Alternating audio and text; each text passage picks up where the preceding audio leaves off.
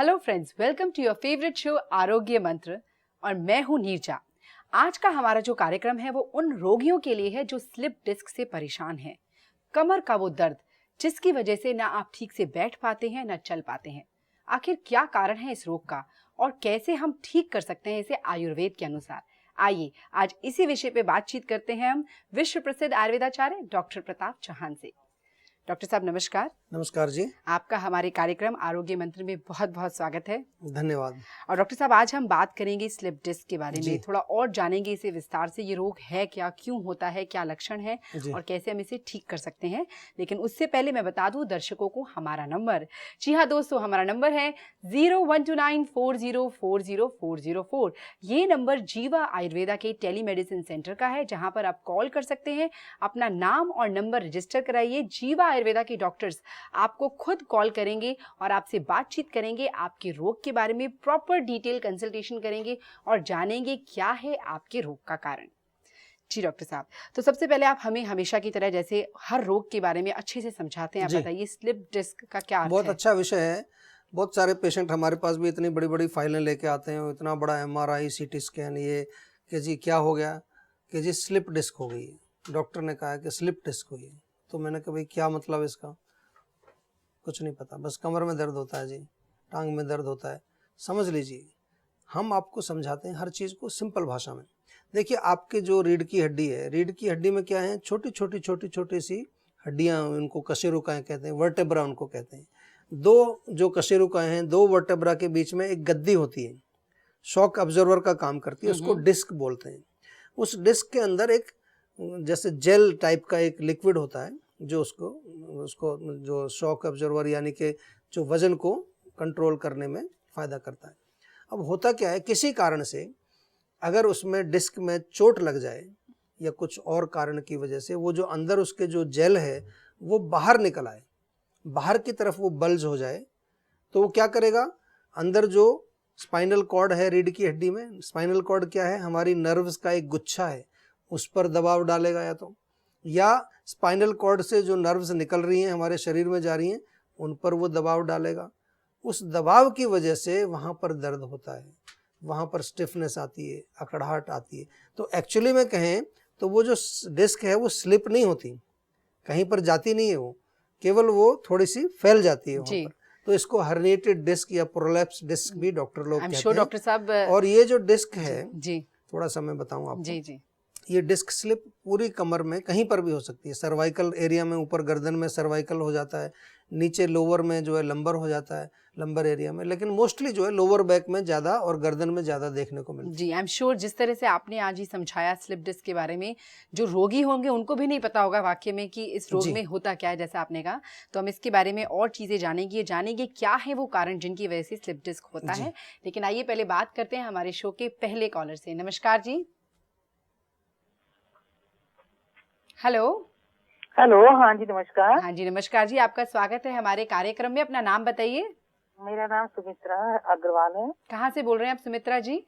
हम देहरादून से बोल रहे हैं। ठीक है, पूछिए डॉक्टर प्रताप चौहान से अपना सवाल। मेरा घुटनों में बहुत दर्द है। जी, कब से दर्द चल रहा है घुटने में? घुटनों में तो मेरे बहुत कई साल हो गए, 7-8 साल हो गए हैं। तो अभी कोई इलाज किया आपने इसका?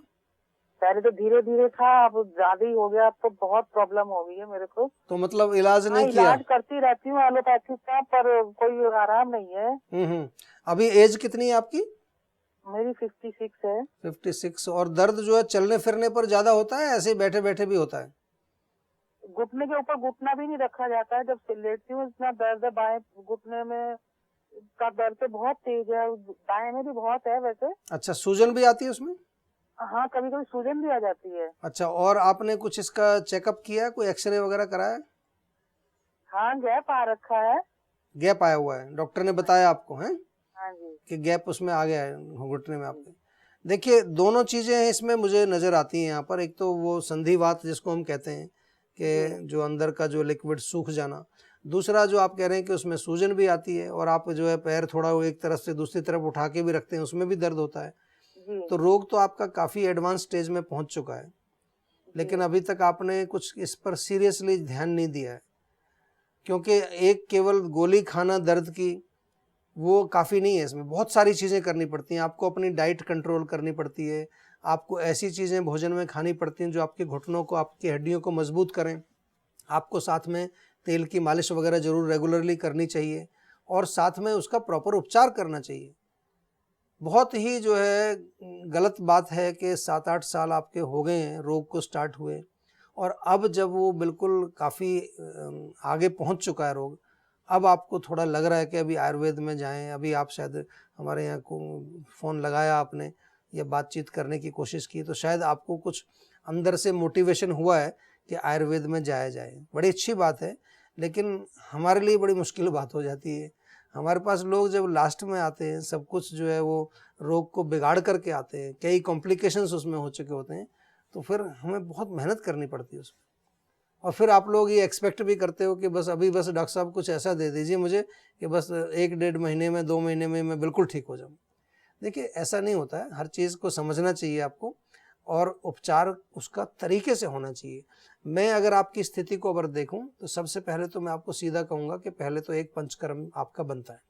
पंचकर्म यानी कि बॉडी की सफाई बनती है। बॉडी के अंदर जो दोषों की स्थिति है उसको बैलेंस लाने के लिए, उसको ठीक करने के लिए पंचकर्म बहुत ज़रूरी है आपके लिए। क्योंकि अगर आयुर्वेदिक औषधियाँ भी आपको खाने वाली देंगे हम, तो हो सकता है वो इतनी कारगर ना हो जितनी पंचकर्म के बाद होंगी। तो पंचकर्म के लिए आप फरीदाबाद आइए, कम से कम जो है 2 सप्ताह के लिए आएंगे तो बहुत अच्छा है कि कुछ ना कुछ आपको थोड़ा इम्प्रूवमेंट भी उसमें दिखाई देगा। और उसके पश्चात आयुर्वेदिक दवाई आपको शुरू करनी है। जो छोटी छोटी चीज़ें मैंने आपको बताई, बादी वाली चीज़ें आपको बिल्कुल बंद कर दीजिए आज से। उड़द की दाल, राजमा, छोले, गोभी, भिंडी, कोई गैस बनाने वाली चीज़ नहीं। चावल भी नहीं खाना है, दही भी नहीं खाना है। और दूसरी चीज़, तेल की मालिश। कोई भी तेल ले लीजिए, सरसों का तेल, तिल का तेल तो हम बताते हैं हमेशा। तिल का तेल आयुर्वेद में बहुत वर्णित है, उसका काफ़ी अच्छा जो है गुण भी लिखे हैं। उससे मालिश करना शुरू कर दीजिए अभी से। तो इससे कुछ थोड़ा सा आपको इम्प्रूवमेंट आना शुरू होगा, तो आपको कुछ अच्छा भी लगेगा। लेकिन फिर प्रॉपर इसका उपचार बनता है और बहुत ज़रूरी है। तुरंत कराइए इसको, नहीं तो और ज़्यादा खराब होगा तो फिर और ज़्यादा मुश्किल बढ़ेगी।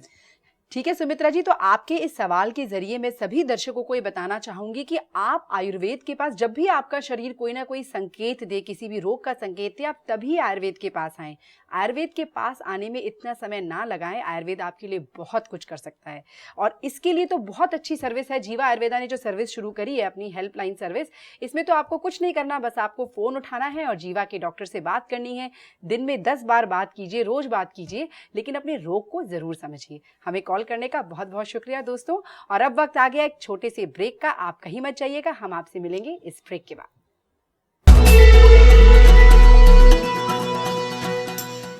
अरे क्या हुआ? ये जोड़ों का दर्द ठीक ही नहीं हो रहा है। सब कुछ तो ट्राई करके देख लिया। आयुर्वेद भी? आजकल अच्छे वैद्य मिलते कहाँ हैं? हिमालय ही जाना पड़ेगा।